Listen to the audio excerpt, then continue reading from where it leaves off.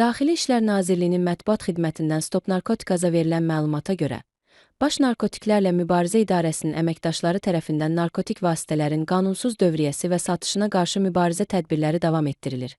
Daxil olan əməliyyat məlumatı əsasında paytaxtın Sabunçu, Yasamal rayonlarında, eləcə də Yevlax rayonunda keçirilən əməliyyatlarla əvvəllər məhkum olunmuş 59 yaşlı Şəhla Kərimova, onunla əlbir olan 31 yaşlı Əbəlfəz Şərifov, 37 yaşlı Babək Talıbov, 29 yaşlı Eyvaz Məmmədov və 43 yaşlı Çingiz İsmailov tutulublar.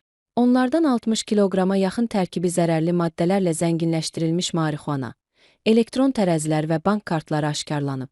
Onlar ifadələrində narkotik vasitələri şəxsiyyətləri istintaqla araşdırılan İran vətəndaşları vasitəsilə əldə etdiklərini və maddi gəlir qazanmaq məqsədilə ayrı-ayrı ünvanlara çatdırmaq niyyətində olduqlarını bildiriblər. Faktla bağlı cinayət işi başlanılıb. Saxlanılan şəxslər barəsində məhkəmənin qərarı ilə həbs qətimkan tədbiri seçilib. Əməliyyat istintaq tədbirləri davam etdirilir.